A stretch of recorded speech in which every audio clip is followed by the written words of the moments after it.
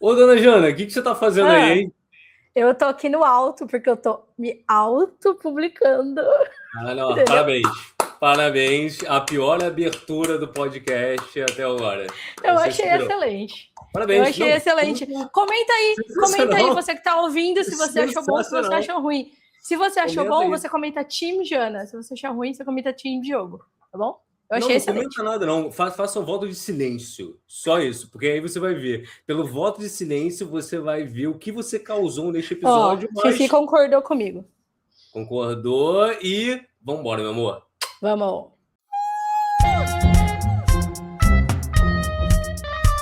Efigenialidades.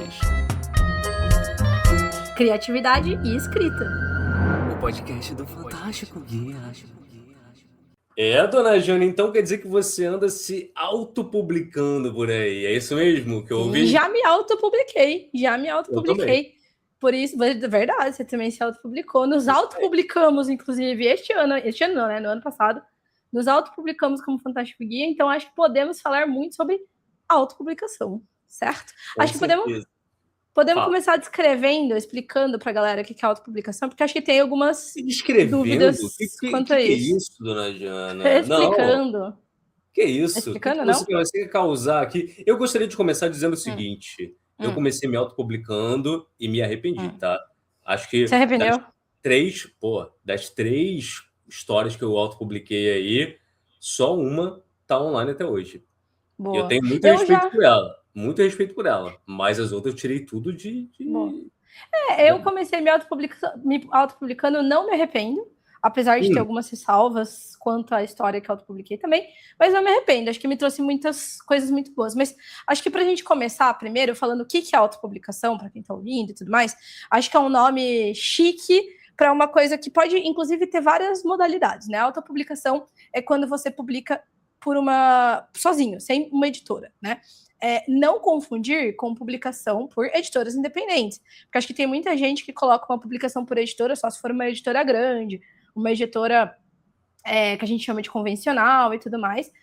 Não é isso. Então, se você publica por uma editora, seja uma editora pequenininha, independente ou uma editora grande, você não está mais se autopublicando. Né? uhum, Tem algumas pessoas que defendem, e eu acho que as nomenclaturas não são exatamente compatíveis, que o autor independente necessariamente se autopublica. Eu acho que isso não é algo fato, porque eu acho que um autor independente pode estar publicado por uma editora independente. Então, tomar uhum, cuidado aí com isso. Mas eu acho que a autopublicação é mais um modelo de publicação e não a forma como você, autor, se apresenta para o mundo. Eu acho que você pode ser um autor independente que faz acordos com editoras ou que publica por editoras menores e tudo mais, e ainda continua sendo um autor independente sem o respaldo de uma grande editora, o marketing e tudo mais.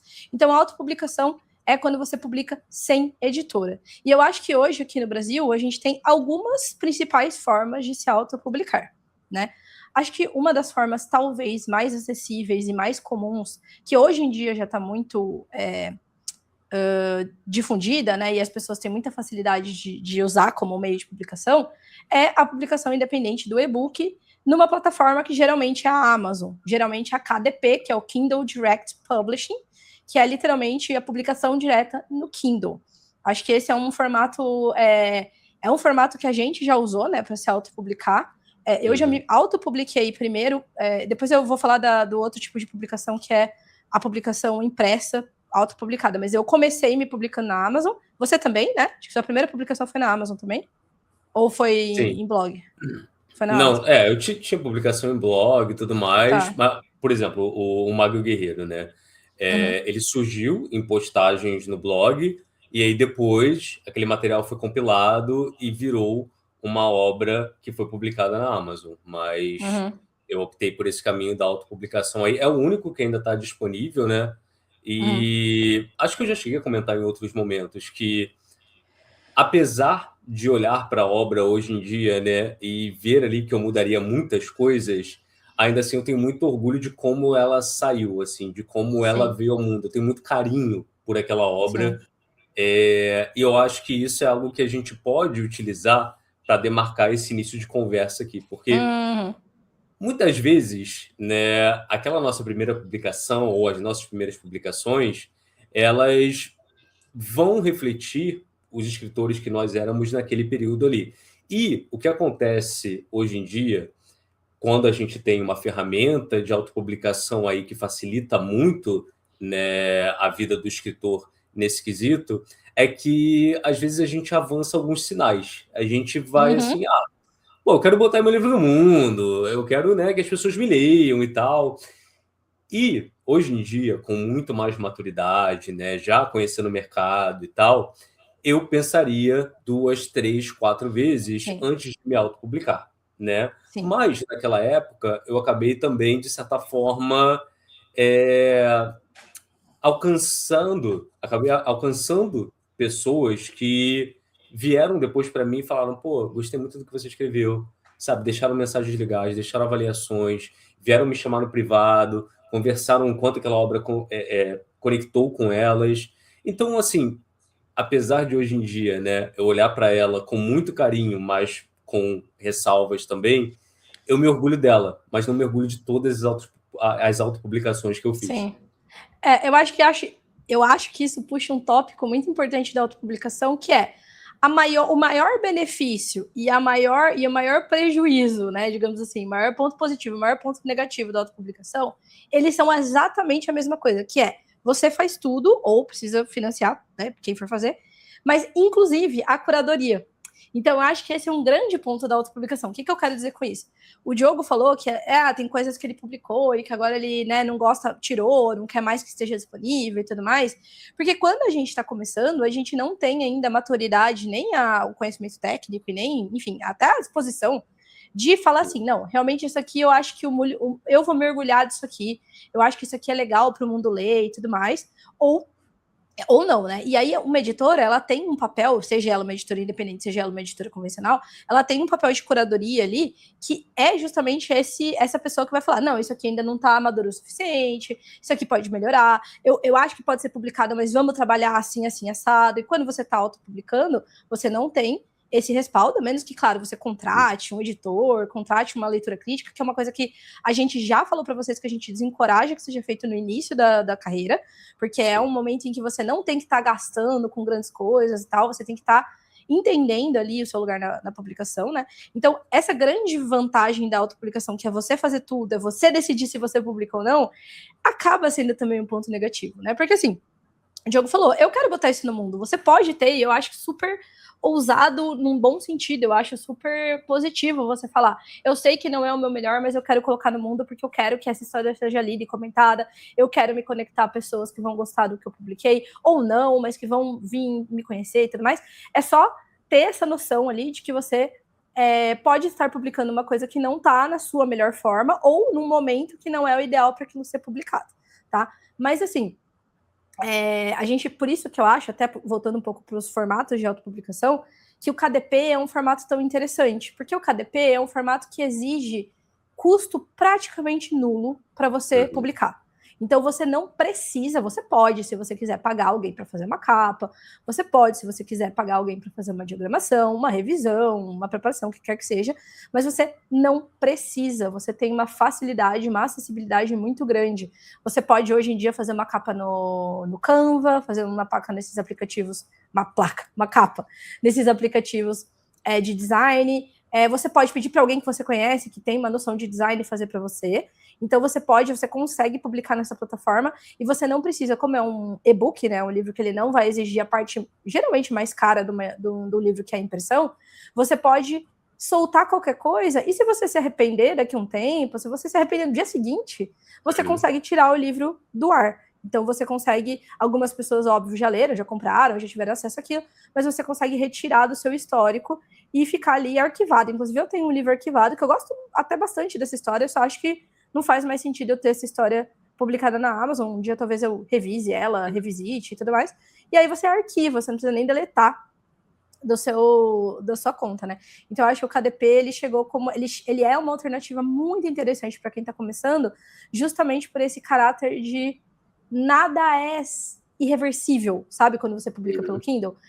Eu publiquei, e aí na primeira página do meu livro, a primeira pessoa que leu viu que tem um erro de português absurdo. Você consegue lá editar sobre uma versão nova, poucas pessoas vão ver aquele erro. Ou então, pô, daqui 1 ano você percebe que a capa que você fez pro seu livro não era tão legal, você gosta do seu livro ainda, seu livro tá fazendo sucesso, mas você vê que, por alguma razão, a capa que você fez não é tão legal, e aí você quer pagar alguém para fazer a capa agora que você já viu para onde aquele livro tá indo. Pô, aí você vai lá, você consegue trocar a capa na Amazon, quem já comprou tem a capa antiga, mas quem comprar vai comprar com a capa nova. Então, eu acho que é um formato muito interessante, né? Claro que a gente tem que fazer um adendo aqui, né? Que eu acho que pode ser uma polêmica, Dioguinho, e eu quero saber sua opinião sobre isso. Agora que eu acho sim.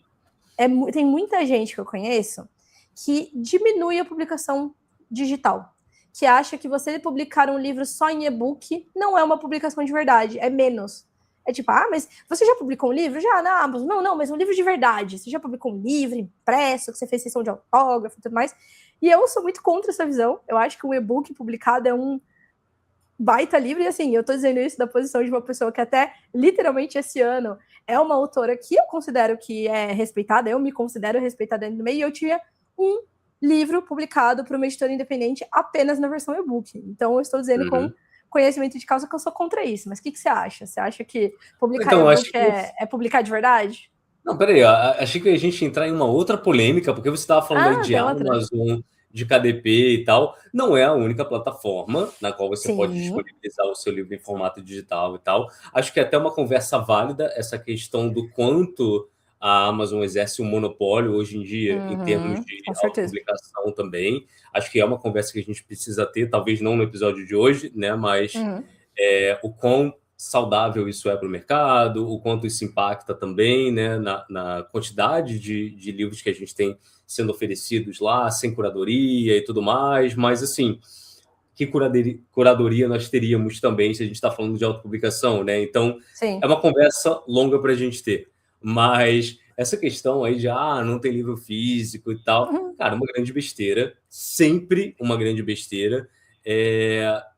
A gente percebe que quando a gente está falando de autopublicação, por existirem vários modelos aí, a gente também precisa fazer escolhas que vão fazer sentido com o nosso orçamento, com quanto a gente pode investir. Então, se você quer se autopublicar com qualidade, né, contratando ali profissionais que vão diagramar, que vão editar, que vão revisar o seu livro e tal, né? Se você está partindo para esse modelo de autopublicação, você vai se autopublicar, mas você vai trazer um certo embasamento editorial ali com outros profissionais, né?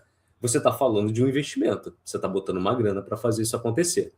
Só que, quando a gente parte para a impressão de livros, você já está falando de um investimento muito maior. Então, a gente está falando de pessoas que têm um poder aquisitivo que não reflete a maior parte da nossa população, né? Então, quem tem dinheiro, quem tem, né, condições de botar a mão no bolso e tirar uma grana, não só para fazer toda a parte editorial, mas também imprimir cópia, fazer a distribuição e tal, não é qualquer um. Mandar pelo correio, que é caro pra caralho. Então, eu gosto muito de ter o formato digital como um formato que torna mais acessível a publicação, né? Então, a gente consegue ver aí pessoas que têm muito sucesso. E aí, a métrica do sucesso que eu vou usar aqui é alcance, né? Tem muito alcance, né, por meio de plataformas digitais, especialmente em alguns gêneros, né? Principalmente em alguns gêneros que a galera não costuma ler em livro físico, lê mais em digital e tal. Então, você vê que existe um mercado para isso e, cara, nada mais é do que um grande preconceito, né? Você achar que só pode ser considerado realmente um autor quem publicou em formato físico, porque a gente está falando de pessoas que têm recursos para isso e nem todo mundo tem. Exatamente. E aí eu vou entrar numa polêmica que seja talvez mais polêmica ainda. Outra polêmica. Não, talvez não é polêmica, não, mas já que a gente está falando de plataformas de autopublicação aqui, a gente falou da Amazon, que é uma plataforma que você consegue colocar o seu livro para vender, mas eu quero destacar também que a gente tem algumas plataformas, como o Jogo disse, tem outras plataformas que você consegue colocar o seu livro para vender, mas tem plataformas gratuitas também, que geralmente você publica a sua história seriada. Wattpad, na época tinha o Edbook, agora acho que nem tem mais. Tem outras que eu nem sei mais o nome, porque são plataformas que elas são muito dinâmicas, assim, elas mudam muito, e elas têm um público considerável, principalmente por quando você fala de uma geração que lê muito no celular.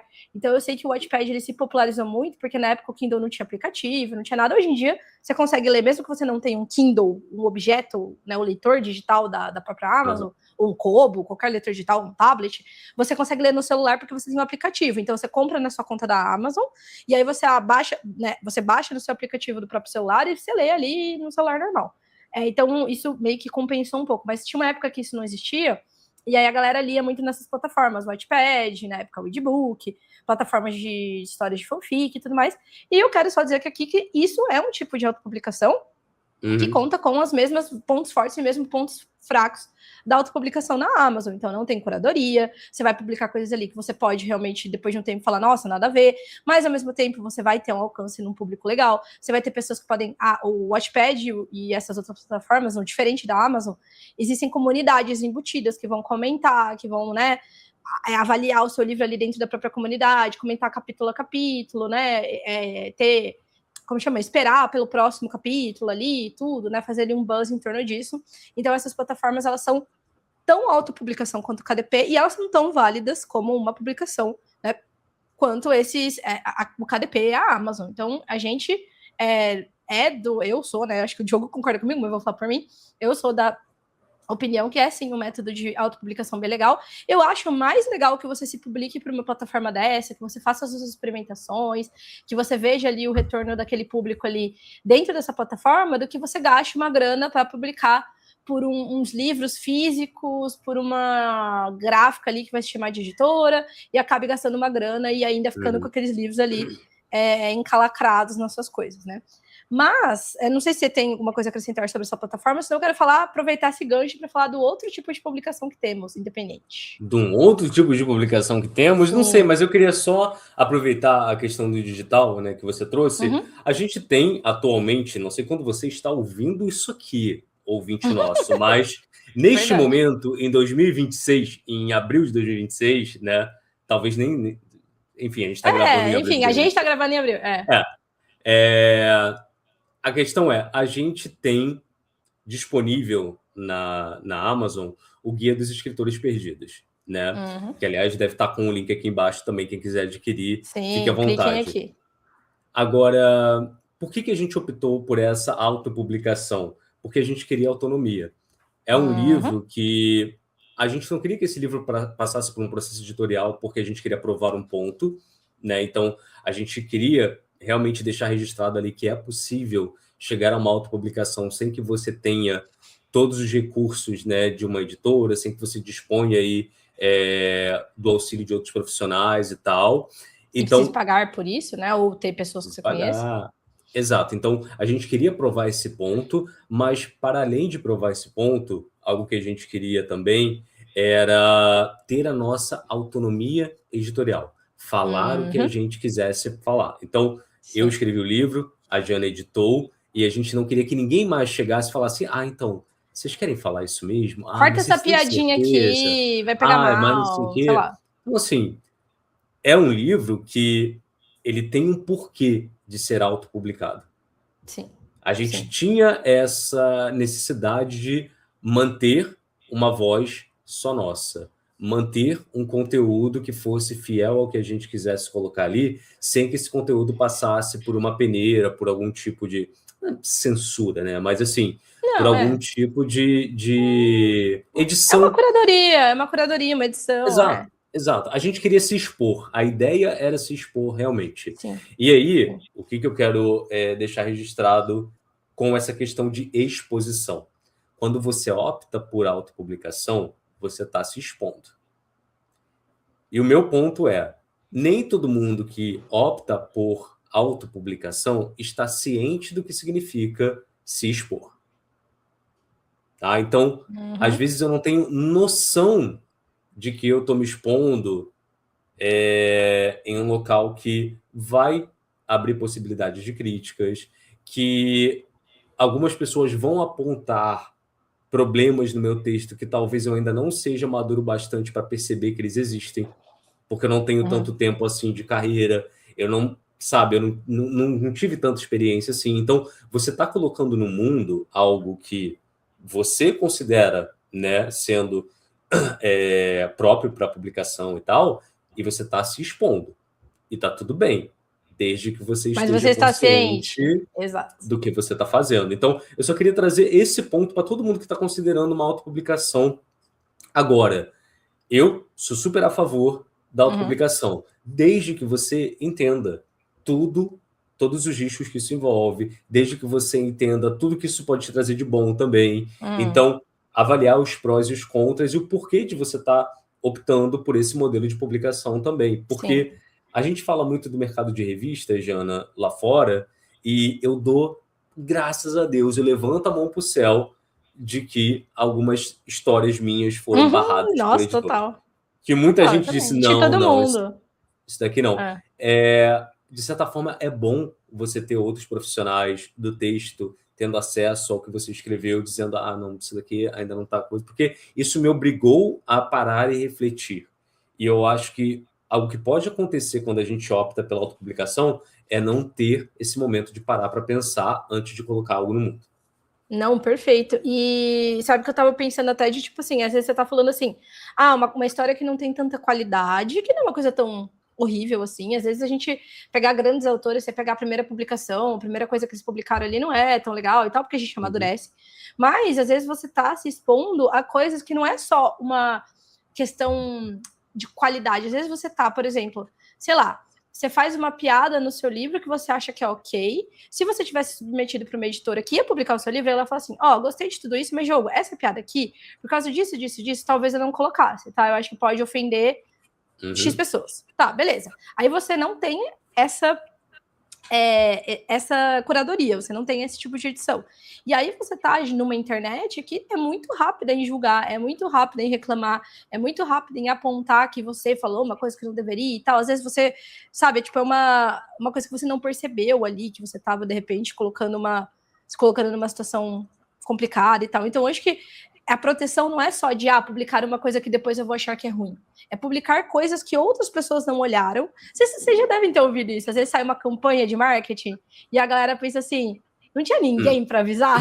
Sabe assim? Então, mas eu queria só trazer um contraponto também, porque sabendo como funcionam redes sociais hoje em dia, a gente sabe que muitas vezes as pessoas vão problematizar o que elas quiserem problematizar. Até algo que, né... É inofensivo. Não, mas eu tô dizendo que às vezes você... assim, né? Não, mas às vezes você pode realmente colocar uma coisa que não é de tão bom gosto. Não digo que a internet vai... Mas é alguma coisa que vai pegar mal, sabe? Eu concordo, mas assim, eu acho que aí a gente volta para aquele ponto que eu trouxe anteriormente. Você tá ciente disso? É só esse ponto. Isso, você quer botar uma piada de mau gosto, sabe? Você quer... Não tô falando de cometer crime aqui, tô falando de você... por favor, né? Eu quero ser escroto, eu quero realmente ser escroto aqui. Eu quero... É uma opção, você tá fazendo isso de forma consciente, beleza. Eu acho que isso que você traz é importante, assim, se passou por outras pessoas, alguém vai chegar e falar, você tem certeza? Porque, assim, meio zoado isso aqui, meio não sei o que. Mas aí talvez... você pelo menos tem a opção de falar, sim, tenho certeza, ou não, nossa, verdade. Exatamente. Isso aqui realmente não era minha intenção, eu não queria. Você pode falar, não, eu queria ser escroto mesmo, foda-se. Ou você pode falar, não, acho que não queria, acho que perdi a mão aqui. Né? Então, quando você está na autopublicação, você tem uma camada a menos. Claro que você pode pedir para um amigo seu ler, e óbvio, se ele achar que aquilo não é legal, ele vai te apontar, né? Mas, enfim. Só que, Dioguinho, eu queria ir para um outro lado aqui, que é o outro formato de autopublicação, que é um formato de autopublicação que eu fiz, né? Que eu publiquei uma história, que é você fazer uma publicação física 100% independente. Não estou falando de ir numa editora uma gráfica que se chama de editora, estou falando de pegar o seu livro, pagar todos os serviços editoriais do seu bolso e imprimir numa gráfica, que fala que é gráfica, então uma gráfica que está ali realmente fornecendo ali um serviço. Presta um bom serviço, aquelas que a gente precisa, aquelas que a gente gosta de ter à disposição. Exatamente, inclusive eu tive uma excelente experiência com essa gráfica. E é isso. Então, assim, eu fiz esse formato de publicação logo depois de fazer a gente tem que fazer um episódio só de gráfica, enaltecendo trabalhos de boas gráficas, porque, cara, uma boa gráfica faz uma diferença absurda. Nossa, corra demais. E aí, esse formato de publicação, ele é um formato que ele é muito... Eu vou falar agora totalmente da minha experiência, tá? Ele é um formato que ele é muito enriquecedor, porque é um formato que te permite aprender. É um formato que você tem que explorar sozinho, ou ali conectando, pedindo ajuda de uma pessoa que já fez, ou de uma pessoa que você conhece, que vai te passar um outro contato e tudo mais. Mas eu fiz essa publicação, e tô falando do Lobo de Rua, né? Que foi a minha primeira, que depois saiu independente na Amazon, depois eu fiz essa edição independente impressa, que eu vou falar sobre ela agora, e depois uma editora independente muito querida, que é a Dame Blanche, comprou esse livro e publicou virtual também, só digital, pela própria editora, tá? Mas estou falando da publicação física que eu fiz aqui. Então, por que que eu quis fazer essa publicação? Uma, porque eu queria ver o livro né, materializado ali numa coisa. Era um livro bem curtinho, então era um livro que ia sair baratinho e tudo mais. É uma novela, né? Mas uma das razões, acho que a principal razão, foi que eu sou uma pessoa muito curiosa, eu gosto muito de saber como as coisas funcionam, gosto muito de saber dos bastidores, eu gosto de aprender fazendo, e eu achei que ia ser uma ótima experiência de aprender como funciona. Claro que de uma forma bem torta, porque eu fui tropeçando e aprendendo conforme eu fazia, mas eu quis fazer assim, então, e o que eu fiz? Fui lá e contratei, dou meu dinheirinho ali, não ficou tão caro, tá? Porque, de novo, o livro era bem, bem fininho, eu fiz alguns serviços com pessoas que eu conhecia que me cobraram um pouco mais barato e tudo mais, outros eu paguei um pouco mais caro, a gráfica foi um valor ok por causa também do livro, mas o que eu fiz? Fui lá e paguei todos os serviços, então eu paguei uma pessoa para fazer a preparação desse material, eu paguei uma pessoa para fazer a revisão desse material, eu paguei um ilustrador para fazer a ilustração da capa e as ilustrações do miolo, porque essa edição é ilustrada. Eu paguei uma pessoa para fazer a diagramação, porque foi um livro impresso, e o livro impresso ele exige uma diagramação um pouco diferenciada, né? Você tem que ter algumas noções que eu não tinha na época e aliás, até hoje continuo não tendo, eu não sou capaz de diagramar um livro tão facilmente, pelo menos. E aí eu fui lá e entrei em contato com algumas gráficas, fiz orçamento, e escolhi como eu ia imprimir meu livro, também conversando diretamente com a gráfica. Por isso que eu digo que eu tive uma ótima experiência, porque a gráfica me explicou tudo. Capa assim fica de tal jeito, se você quiser eu te mando uma amostra, capa assada, papel X, papel Y, a diagramação tá boa, não tá, tem que melhorar isso, tem que melhorar aquilo, essa capa funciona, não funciona, tudo isso. E aí eu fui lá e imprimi meu livro, tá? E eu imprimi 300 exemplares, eu até, na época, eu fiz um carimbinho, e eu tinha o número do exemplar, tipo assim, 001 de 300, 002 de 300. Isso foi legal, porque eu vendia para as pessoas, é uma edição limitada de 300 exemplares. E foi legal também porque eu consegui vender, na época, o Orkut era muito forte, tinha umas comunidades muito legais de autores independentes, de publicação, autopublicação, e a gente fazia uns eventos ali, sorteava livro, vendia livro, teve muita gente que comprou o livro comigo, eu esgotei, inclusive, em acho que 1 ano e pouquinho, eu esgotei essa tiragem de 300 livros vendendo uma parte para os meus amigos e para minha família, até no lançamento que eu fiz, mas a grande maioria dos livros, acho que eu vendi assim, de 300, eu devo ter vendido uns 50 para esses meus amigos no lançamento e tal, e aí depois os outros 250 eu vendi pela internet, então as pessoas entravam em contato comigo pela DM do Orkut, e falavam, Jana, eu quero o seu livro, meu endereço é tal, e aí lá ia eu, embalava, autografava o livro, né, dedicava o livro para a pessoa, embalava, botava um marcadorzinho, imprimia o endereço dela, tal, ia no correio, mandava o livro para o correio, pagava coisa, já cobrava da pessoa o valor do livro mais do correio. Então, esse é um formato super válido. Vantagens, você aprende pra caramba. Outras vantagens continuam sendo vantagens que a gente já falou ali da publicação pelo KDP. Você tem 100% de liberdade editorial. Eu quero a capa assim. Eu quero a capa colorida. Vai ficar mais caro. Dane-se, eu quero.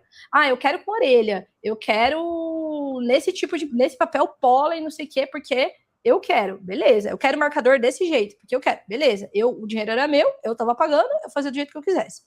Desvantagem. Exatamente.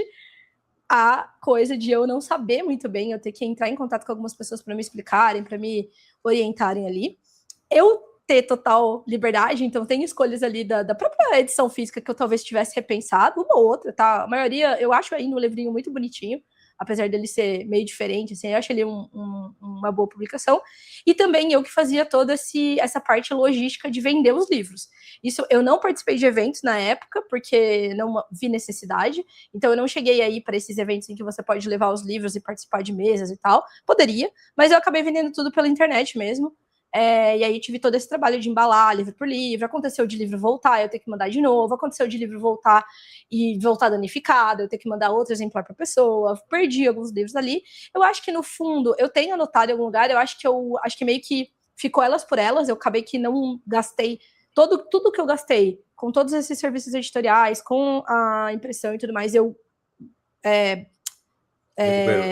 recuperei, assim, com as vendas. Devo ter tido, sei lá, R$100 de lucro, não sei. Então, mas eu considero que foi uma experiência muito positiva, assim, apesar de muito trabalhosa, foi muito divertida e foi muito engrandecedora. Então, é uma opção, sim, para quem está aí com esse viés aí mais didático, querendo aprender como é o mercado e tudo mais. Eu acho que a questão principal é essa, né? Existem vários caminhos aí que você pode optar por trilhar e tal, só que antes de você fazer uma escolha, pesquise, né? Se Sim. dê... Cara, a gente bate muito nessa tecla aqui. A gente está o tempo todo falando sobre se permitir entender mais sobre o mercado editorial antes de você cogitar publicar alguma coisa, antes de você Gastar começar a pensar... dinheiro. Não, gastar dinheiro, cara, vamos ser muito sinceros, cara. Você só vai gastar dinheiro se você fizer muita questão de publicar um livro do seu jeito, seguindo todo o processo que você quer seguir. Aí você precisa gastar dinheiro, porque, assim, existem possibilidades dentro do mercado editorial de publicação sem que você tenha que investir um centavo sequer. Eu tô aí há, sei lá, quantos anos dentro do mercado editorial. Eu nunca paguei para publicar. Paguei. Eu não tenho muitas publicações hoje em dia, mas eu nunca paguei para publicar. Por quê? Uma escolha minha. Não acho que exista nada de errado nisso. Mas eu, Diogo, optei por... Não, eu quero jogar o jogo das revistas, principalmente das revistas lá de fora, que são revistas que remuneram, sabe? Eu sei que o meu material vai estar passando pelo olhar de pessoas que vêm de origens completamente diferentes da minha, sabe? São pessoas que são de outros países, são pessoas que têm outras vivências. Já mandei para editais aqui dentro do mercado editorial brasileiro também, sabe? E eu gosto muito desse jogo, sabe? Desse jogo de ter o texto ali sendo submetido ao olhar de outros profissionais e tal. Eu acho isso muito legal. Mas tem gente que acha legal chegar e, pô, eu quero ter a minha tarde de autógrafos, eu quero ter o meu exemplar, colocar na estante e tal. E nada disso faz uma escolha ser maior ou menor que a outra. Eu acho que a partir do momento que a gente se predispõe a escrever, a colocar algo no mundo, a gente também precisa entender o porquê que a gente está fazendo isso e quais são os caminhos disponíveis que podem trazer para a gente ali satisfação com a nossa escrita. Eu acho super válido, né? Então, a autopublicação está aí justamente como algo que possibilita pessoas que nunca teriam acesso a publicar, a colocar os seus materiais aí em plataformas e muitas vezes alcançarem aí um público que nunca alcançariam se tivessem jogado o jogo das grandes editoras, por exemplo. Então, é super válido você explorar a autopublicação desde que você entenda qual é o jogo que você está jogando quando você faz essa escolha. Sim. E aí, você estava falando do dinheiro e tal, acho que me traz ao último grande formato, assim, de autopublicação que a gente tem, que é muito parecido com esse formato que eu acabei de descrever, de você fazer as coisas do seu próprio jeito e tudo mais. Na verdade, na prática é a mesma coisa, mas com uma diferença muito grande de quem financia isso. Porque essa publicação que eu financiei tudo do meu bolso, eu fiz tudo sozinho, eu paguei os profissionais e eu arquei com tudo e depois eu revendi todos esses livros e recuperei o dinheiro. Mas às vezes você pode falar assim, pô, eu quero fazer isso que você está falando, Jana, eu quero entender tudo isso, eu quero aprender, eu quero entrar em contato com profissionais para ver como é que funciona, mas eu não tenho dinheiro, eu não tenho 2, 3 mil reais, sei lá, eu para fazer uma edição. E aí você tem uma alternativa que é muito legal hoje em dia, muito acessível, muito interessante, mas muito cheia de meandros ali, que é a publicação por financiamento coletivo. Então, a gente tem hoje em dia plataformas aqui no Brasil muito legais, Catarse, Benfeitoria, Apoia-se, tem outras aí, tem várias plataformas, elas foram surgindo ao longo dos últimos anos.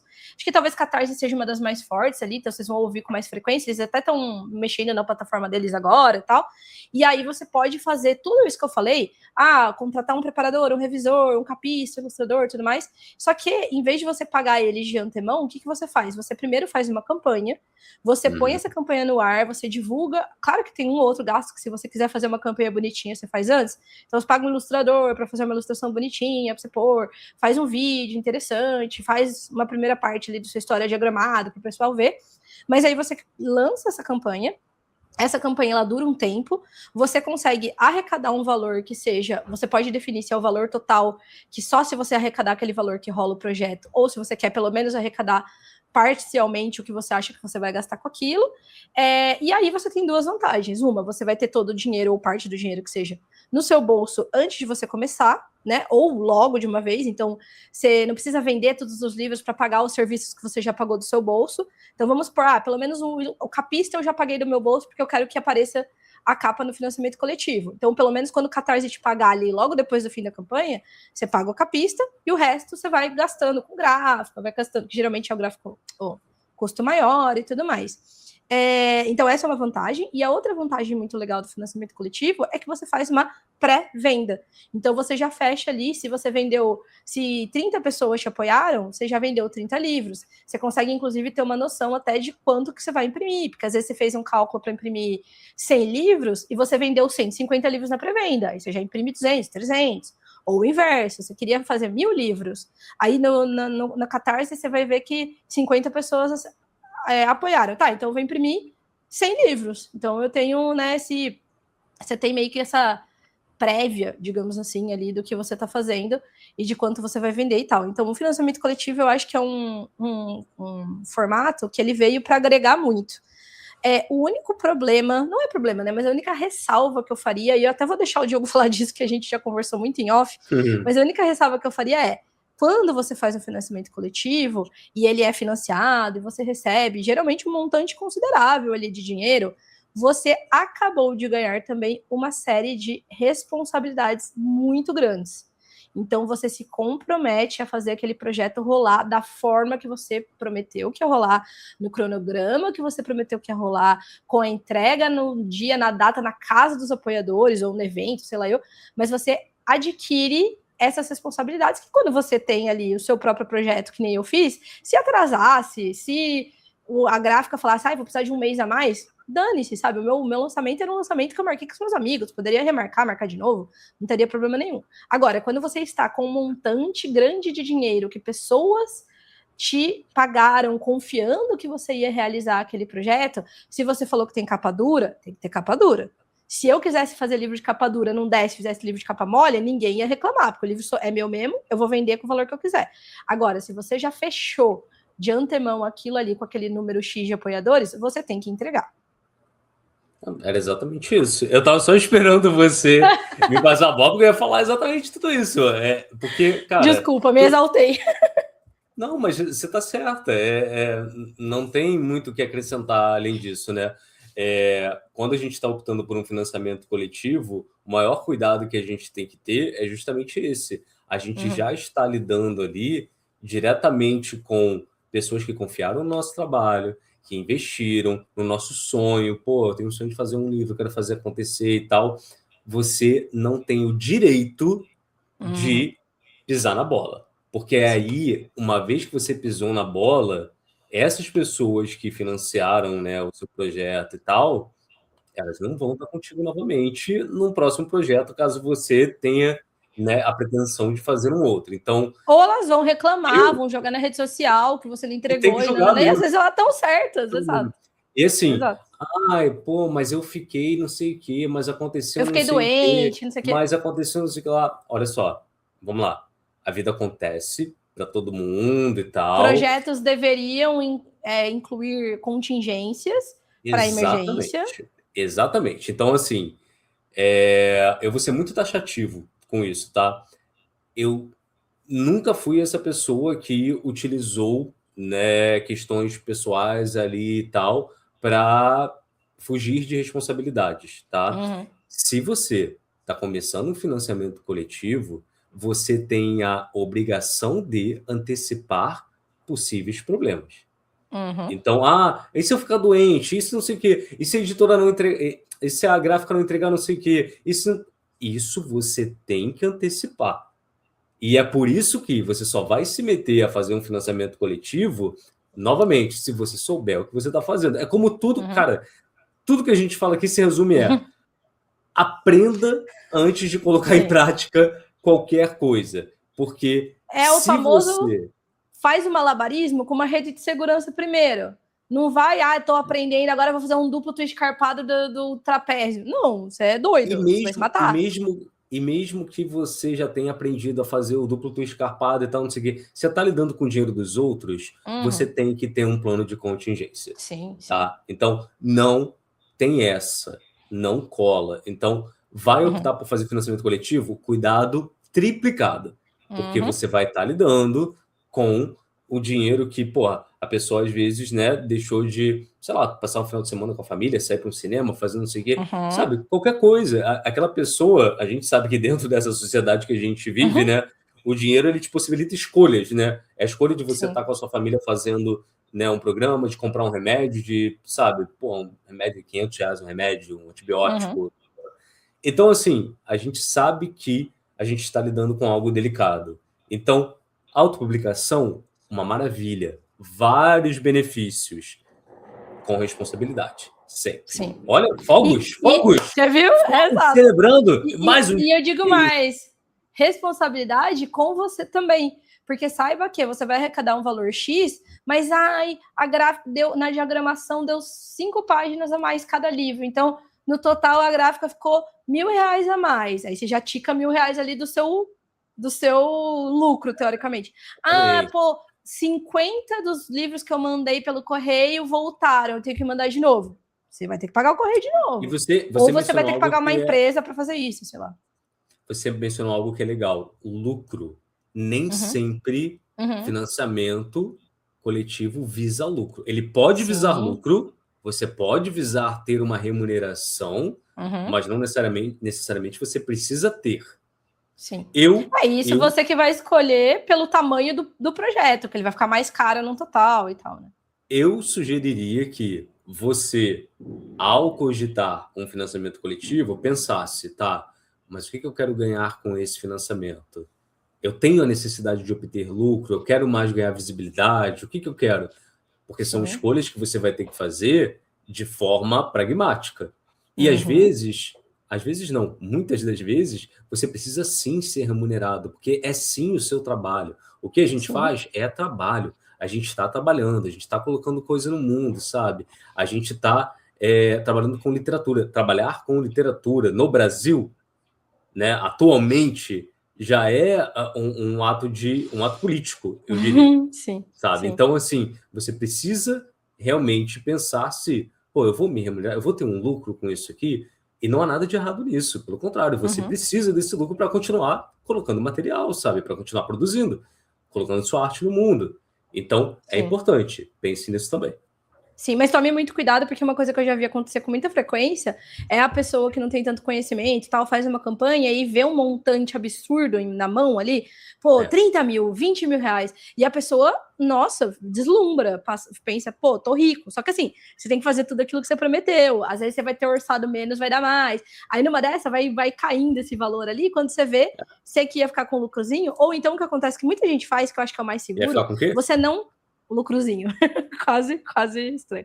Você não fica com lucro, você não coloca um lucro para você na sua planilha, mas você coloca que aquele financiamento vai vender, vai te financiar 300 livros, só que na pré-venda você vai vender 150. Então você ainda tem mais 150 para você vender por fora, e aí com isso você vai conseguir lucro, porque ele já está totalmente pago. Você só vai gastar ali o frete para mandar para a pessoa, enfim. Mas, assim, o que é o resumo desse encontro para mim? Não tem resumo. Porque, não tem resumo nenhum. Você tem que ouvir o episódio todo. Que é isso de resumo? É isso agora? Mas o que eu queria dizer é que muitas formas de se autopublicar, vários pontos positivos, pontos negativos em cada um. E, no fim, você vai ter que experimentar, você vai ter que aprender com outras pessoas que fizeram cada um dos formatos aí. Algumas vezes experimentar como eu experimentei mais de um formato. E fazer seu rolê aí, mas com bastante responsabilidade. Exatamente, meus amores. Então, usem camisinha e até breve, dona Jana. Com responsabilidade. Beijo.